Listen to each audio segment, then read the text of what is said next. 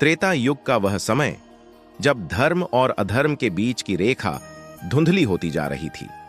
अयोध्या नगरी, जो सत्य और धर्म की नगरी कहलाती थी, राजा दशरथ के राज्य में अपनी समृद्धि के चरम पर थी। लेकिन समय की चाल में एक ऐसी कथा रची जा रही थी जो केवल अयोध्या ही नहीं, पूरे आर्यावर्त को धर्म और सत्य का पाठ पढ़ाने वाली थी। यह कथा है श्री राम की, जिनके जीवन का हर क्षण हमें त्याग, प्रेम, कर्तव्य और सत्य की राह दिखाता है। अयोध्या के राजा दशरथ 4 पुत्रों के पिता थे, राम, लक्ष्मण, भरत और शत्रुघ्न। राम, राजा दशरथ और रानी कौशल्या के ज्येष्ठ पुत्र, अपनी शांत और धर्मनिष्ठ प्रकृति के कारण सबके प्रिय थे। राम ने गुरु वशिष्ठ और विश्वामित्र के मार्गदर्शन में शिक्षा प्राप्त की। जब विश्वामित्र मुनि अयोध्या आए और राजा दशरथ से राम और लक्ष्मण को ताड़का और सुबाहु राक्षसों का वध करने के लिए मांगा, तब राम ने पहली बार अपने शौर्य का परिचय दिया। उन्होंने न केवल राक्षसों का संहार किया, बल्कि अहिल्या का उद्धार भी किया, जो आर्षि गौतम के शाप से शिला बन गई थीं। जनकपुर में सीता स्वयंवर की घोषणा हुई। सीता, जिन्हें पृथ्वी की पुत्री कहा जाता था, एक ऐसी कन्या थीं जिनकी सुंदरता और गुणों की चर्चा दूर दूर तक थी। राजा जनक ने स्वयंवर की शर्त रखी कि जो शिव के धनुष को उठाकर उसकी प्रत्यंचा चढ़ाएगा, वही सीता से विवाह कर सकेगा। मिथिला के राजमहल में राजाओं और वीरों की भीड़ जुटी, लेकिन कोई भी शिव धनुष को हिला तक नहीं सका। जब राम ने धनुष को उठाया तो उनकी दिव्यता और शक्ति का प्रमाण सबने देखा। उन्होंने धनुष को उठाया ही नहीं, बल्कि उसकी प्रत्यंचा चढ़ाने के प्रयास में उसे तोड़ दिया। सीता ने अपनी माला राम के गले में डाल दी और दोनों का विवाह संपन्न हुआ। राम, सीता और उनके भाइयों का विवाह अत्यंत हर्षोल्लास के साथ हुआ। परंतु अयोध्या लौटने के बाद जो हुआ, उसने सबकी खुशियों को छीन लिया। राजा दशरथ ने राम को अपना उत्तराधिकारी घोषित करने का निर्णय लिया, लेकिन कैकेयी की दासी मंथरा ने कैकेयी को उकसाकर अपने पुत्र भरत के लिए राजगद्दी मांगने पर मजबूर कर दिया।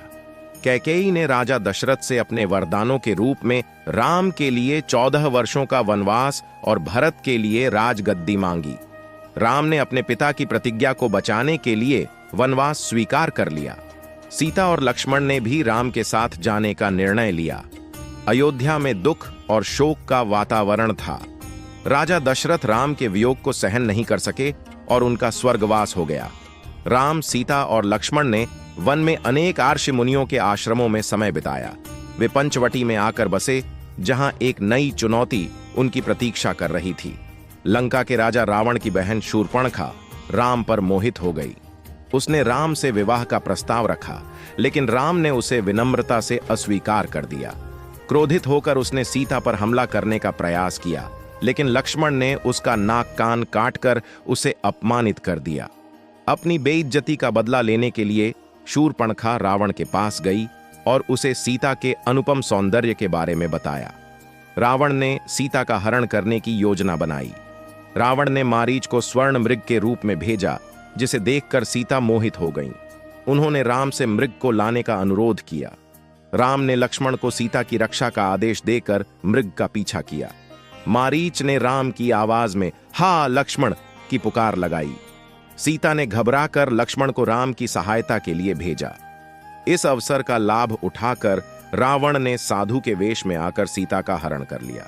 जटायु, एक वृद्ध पक्षी, ने सीता को बचाने का प्रयास किया, लेकिन रावण ने उसे गंभीर रूप से घायल कर दिया। सीता की खोज में भटकते हुए राम और लक्ष्मण ऋष्यमूक पर्वत पर पहुंचे, जहां उनकी भेंट हनुमान से हुई। हनुमान, जो सुग्रीव के सेनापति थे, ने राम को सुग्रीव से मिलवाया। राम ने सुग्रीव की सहायता से वानर सेना संगठित की। हनुमान ने लंका जाकर सीता का पता लगाया और उन्हें राम की अंगूठी दी। राम ने वानर सेना के साथ लंका की ओर कूच किया। समुद्र पार करने के लिए नल और नील ने राम सेतु का निर्माण किया।